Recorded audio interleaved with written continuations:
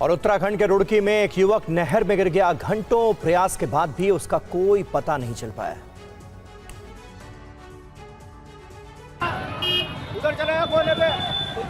दिल दहला देने वाला ये वीडियो रुड़की का है, जहां देखिए कैसे एक युवक गंग नहर में छटपटाता हुआ नजर आ रहा। आसपास मौजूद उसके दोस्त उसे बाहर निकालने के लिए अपने कपड़ों को बांधकर फेंक रहे हैं ताकि युवक उसे पकड़कर बाहर निकल आए, लेकिन कोशिशें कामयाब हो नहीं पाई। देखते ही देखते युवक गंग नहर की लहरों में ओझल हो गया। हादसे की तस्वीरें रुड़की के नगर निगम गंग नहर पुल की।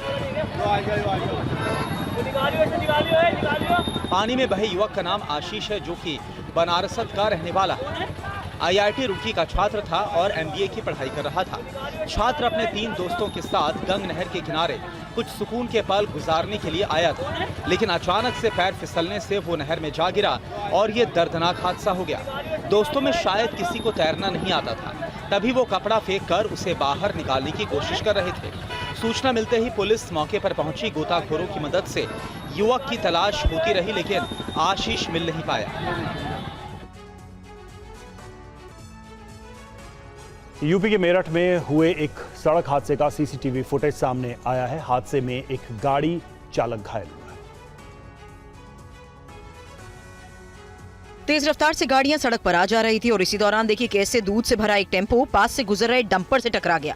और फिर क्या हुआ देखिए। डंपर के साथ घसीटते हुए दूध से भरा टेम्पो डिवाइडर पर पलट गया। डिवाइडर पर लगी रेलिंग पर अटक गया। सड़क की दूसरी तरफ दूध ही दूध बिखर गया। लोग गाड़ियां रोककर टेम्पो चालक की मदद के लिए दौड़े। टक्कर के बाद डंपर चालक नहीं रुका और घटनास्थल से फरार हो गया। मामला मेरठ के ममाना रोड का है। सुबह का समय और ये हादसा। दूध से भरा टेम्पो डंपर के साथ करीब 50 मीटर तक घिसटता चला गया। शुरुआती जांच में पता चला टेम्पो के बगल से एक स्कूल बस गुजर रही थी, जिसे बचने के लिए ही टेम्पो ने कट मारा। इसके बाद वो बगल से गुजर रहे रेत से भरे डंपर की चपेट में आ गया। भीषण हादसा हो गया। हादसे में टेम्पो चालक घायल हुआ है।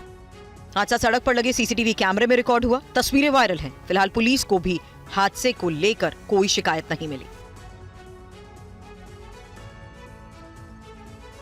पुणे के MIT वर्ल्ड पीस यूनिवर्सिटी में वर्ल्ड कल्चरल फेस्टिवल के दौरान जमकर हंगामा हुआ।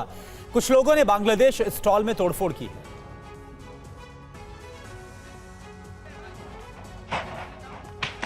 तोड़फोड़ की तस्वीरें पुणे की हैं। एक अंतर्राष्ट्रीय खाद्य कार्यक्रम में बीजेपी युवा मोर्चा के सदस्यों ने जमकर हंगामा किया। युवा कार्यकर्ताओं ने बांग्लादेश के एक फूड स्टॉल में तोड़फोड़ की। प्रत्यक्षदर्शियों की माने तो कुछ युवक अचानक विश्वविद्यालय परिसर में पहुंचे, बांग्लादेश का प्रतिनिधित्व कर रहे स्टॉल को निशाना बनाया। इस दौरान वहां अफरा तफरी मच गई और छात्रों और आयोजकों में डर का माहौल बन गया। बीजेपी युवा मोर्चा के कार्यकर्ताओं ने यहां जमकर नारेबाजी की। वीडियो में संगठन के सदस्यों को स्टॉल पर मौजूद छात्रों और सुरक्षा गार्ड से भिड़ते हुए भी देखा जा सकता है। नारे लगाते और बाद में स्टॉल में तोड़फोड़ करते ये दिखाई दिए।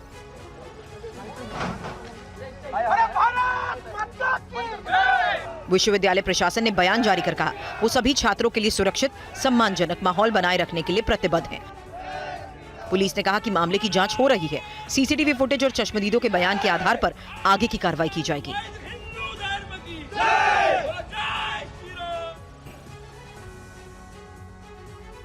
और महाराष्ट्र के संभाजीनगर में 12वीं बोर्ड की परीक्षा में धांधली का मामला सामने आया है। यहां अंग्रेजी पेपर की परीक्षा के दौरान सामूहिक नकल की तस्वीरें देखने को मिली। मामले में 3 शिक्षकों के खिलाफ कार्रवाई की गई। यहाँ खुलेआम 12वीं के छात्र नकल कर रहे हैं। एग्जाम हॉल में CCTV कैमरे भी लगे हैं, लेकिन इन बच्चों को किसी का डर नहीं है।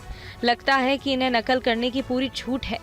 तस्वीरें महाराष्ट्र के छत्रपति संभाजी नगर की हैं, जहां सभी छात्र एक दूसरे के पास जाकर नकल कर रहे हैं। एक साथ कई छात्र मौजूद हैं और नकल करने में लगे हैं। इन्हें यहाँ कोई रोकने वाला नहीं है। ऐसा लगता है कि यहाँ जो भी हो रहा है इसमें टीचर भी शामिल है। CCTV में रिकॉर्ड इस तस्वीर के बाद छत्रपति संभाजी नगर में सामूहिक नकल का मामला उजागर हुआ। जिला पार्षद ने कार्रवाई करते हुए 3 शिक्षकों को निलंबित कर दिया। वहीं निजी संस्थान के शिक्षकों के खिलाफ कार्रवाई के आदेश दिए गए।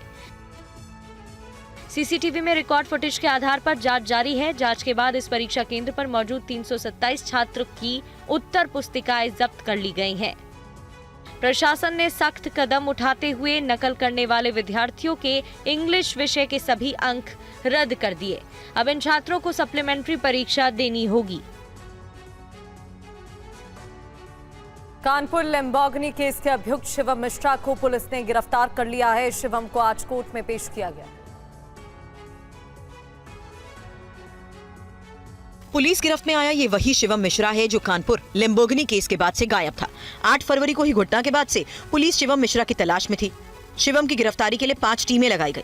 पुलिस को जानकारी मिली थी कि गुटखा कारोबारी के बेटे और कानपुर हादसे का अभियुक्त शिवम मिश्रा कानपुर आया हुआ है। इसकी सूचना के आधार पर उसकी गिरफ्तारी हुई। शिवम मिश्रा की गिरफ्तारी कर ली गई है और उसको माननीय न्यायालय में प्रस्तुत किया गया है।